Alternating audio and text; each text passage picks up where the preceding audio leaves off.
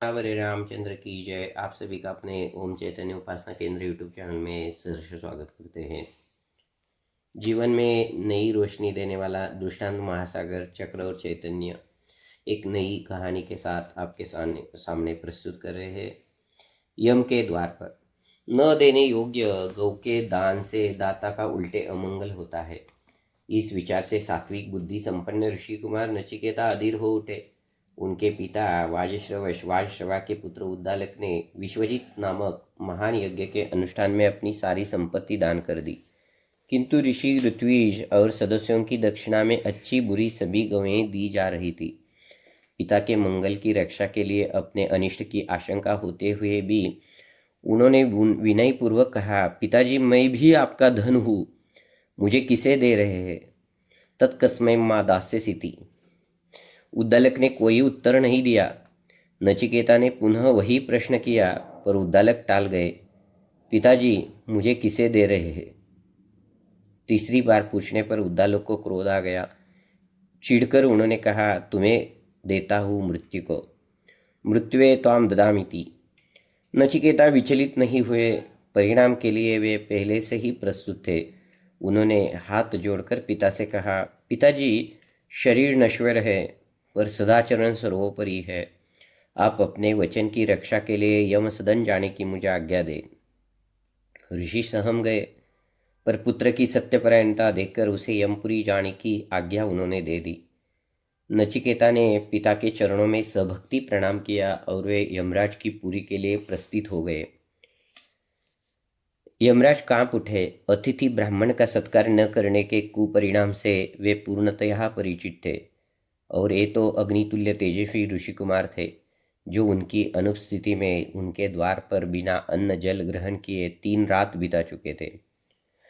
यम जलपुरित स्वर्ण कलश अपने ही हाथों में लिए दौड़े।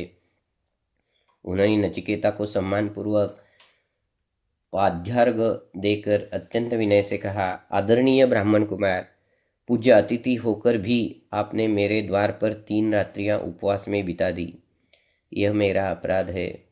आप प्रत्येक रात्रि के लिए एक एक वर मुझसे मांग ले।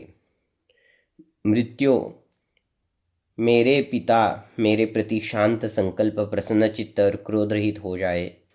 जब मैं आपके यहाँ से लौटकर घर जाऊं तो वे मुझे पहचान कर प्रेम पूर्वक बातचीत करें। पितृभक्त बालक ने प्रथम वर मांगा। तथास्तु, यमराज ने कहा। मृत्यो, स्वर्ग के साधनभूत अग्नि को आप भली भांति जानते हैं। उसे ही जानकर लोग स्वर्ग में अमृतत्व देवत्व को प्राप्ति होते हैं।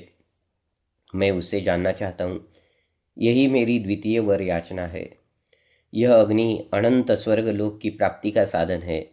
यमराज नचिकेता को अल्पायु, तीक्ष्ण बुद्धि तथा वास्तविक जिज्ञासु के रूप में पाकर प्रसन्न थे। उन्होंने कहा, यही विराट रूप से जगत की प्रतिष्ठा का मूल कारण है।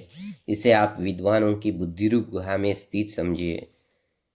उस अग्नि के लिए जैसी और जितनी ईंटें चाहिए वे जिस प्रकार रखी जानी चाहिए तथा यज्ञ स्थली निर्माण के लिए आवश्यक सामग्रियाँ और अग्नि चयन करने की विधि बतलाते हुए अत्यंत संतुष्ट होकर यम ने द्वितीय वर के रूप में कहा, मैंने जिस अग्नि की बात आपसे कही वह आपके ही नाम से प्रसिद्ध होगी, और आप इस विचित्र रत्नों वाली माला को भी ग्रहण कीजिए। तृतीय वरम नचिकेता वृणीष्व। हे नचिकेता, आप तीसरा वर मांगिए। अग्नि को स्वर्ग का साधन अच्छी प्रकार बतलाकर यम ने कहा, आप मृत्यु के देवता है। श्रद्धा समन्वित नचिकेता ने कहा, आत्मा का प्रत्यक्ष या अनुमान से निर्णय नहीं हो पाता, अतः मैं आपसे वही आत्मतत्व जानना चाहता हूँ, कृपा पूर्वक बतला दीजिए। यम झिझके। आत्मविद्या साधारण विद्या नहीं। उन्होंने नचिकेता को उस ज्ञान की दुरूहता बतलाई, पर उनको वे अपने निश्चय से नहीं डिगा सके। यम ने भुवन मोहन अस्त्र का प्रयोग किया। सुर दुर्लभ सुंदरियां और दीर्घकाल स्थायिनी भोग सामग्रियों का प्रलोभन दिया, पर ऋषि कुमार अपने तत्व संबंधी गूढ़ वर से विचलित नहीं हो सके। आप बड़े भाग्यवान हैं। यम ने नचिकेता के वैराग्य की प्रशंसा की और वित्तमयी संसार गति की निंदा करते हुए बतलाया कि विवेक वैराग्य संपन्न पुरुष ही ब्रह्मज्ञान प्राप्ति के अधिकारी है। श्रेय प्रेय और विद्या अविद्या के विपरीत स्वरूप का यम ने पूर्ण वर्णन करते हुए कहा, आप श्रेय चाहते हैं तथा विद्या के अधिकारी है। हे भगवान, यदि आप मुझ पर प्रसन्न है तो सब प्रकार के व्यवहारिक विषयों से अतीत जिस परब्रह्म को आप देखते हैं मुझे अवश्य बतलाने की कृपा कीजिए। आत्मा चेतन है, वह न जन्मता है न मरता है, न यह किसी से उत्पन्न हुआ है और न कोई दूसरा इसे उत्पन्न हुआ है। नचिकेता की जिज्ञासा देखकर यम अत्यंत प्रसन्न हो गए थे। उन्होंने आत्मा के स्वरूप को विस्तार पूर्वक समझाया।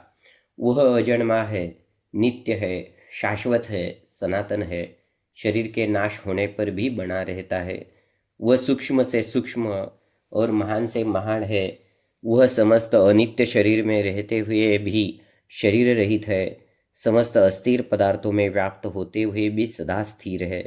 वह कण कण में व्याप्त है। सारा सृष्टि क्रम उसी के आदेश पर चलता है। अग्नि उसी के भय से चलता है, सूर्य उसी के भय से तपता है, इंद्र वायु और पांचवा मृत्यु उसी के भय से दौड़ते हैं। जो पुरुष काल के गाल में जाने के पूर्व उसे जान लेते हैं वे मुक्त हो जाते हैं, शोकादि क्लेशों को पार कर परमानंद को प्राप्त कर लेते हैं।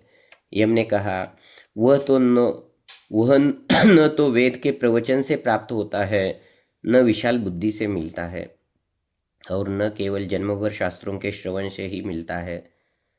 नायमात्मा प्रवचनेन लभ्यो न मेदया न बहुना श्रुतेन। वह उन्हीं को प्राप्त होता है जिनकी वासनाएं शांत हो चुकी है, कामनाएं मिट चुकी है और जिनके पवित्र अंतकरण की मलिनता की छाया भी स्पर्श नहीं कर पाती, जो उसे पाने के लिए अत्यंत व्याकुल हो जाते हैं। आत्मज्ञान प्राप्त कर लेने के बाद उद्दालक पुत्र कुमार नचिकेता लौटे तो उन्होंने देखा कि वृद्ध तपस्वियों का समुदाय भी उनके स्वागतार्थ खड़ा है। प्रभु सियावर रामचंद्र की जय। आप सभी को विनती है, अपने ओम चैतन्य उपासना केंद्र यूट्यूब चैनल को सब्सक्राइब करें, लाइक करें, शेयर करें, बेल आइकॉन का बटन दबाएं ताकि नई सी नई वीडियो आपको जल्दी से प्राप्त हो, और कमेंट करने को ना भूलें। प्रभु सियावर रामचंद्र की जय।